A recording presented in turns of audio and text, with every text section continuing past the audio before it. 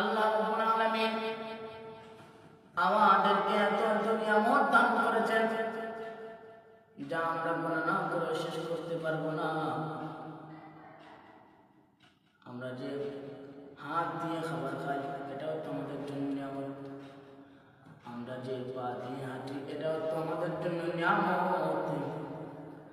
আল্লাহ রাব্বুল আলামিন আমাদেরকে অসংখ্য নিয়ামত দান করেছেন।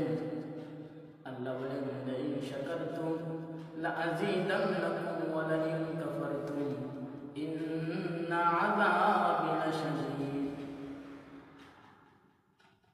আল্লাহ বলেন, বান্দারে তুই আমার নিয়ামতের শুকরিয়া আদায় কর।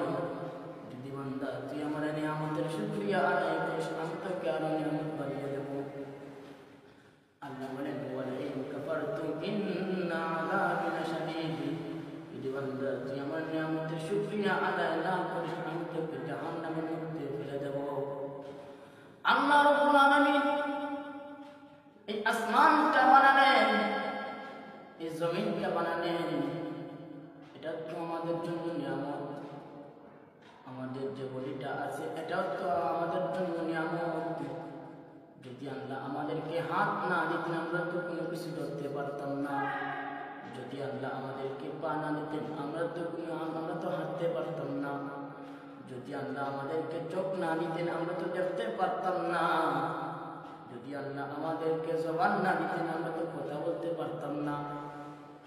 এত আল্লাহ রাব্বুল আলামিন আমাদেরকে অসংখ্য নিয়ামত দান করেছেন, এত নিয়ামত দান করেছেন আল্লাহ রাব্বুল আলামিন।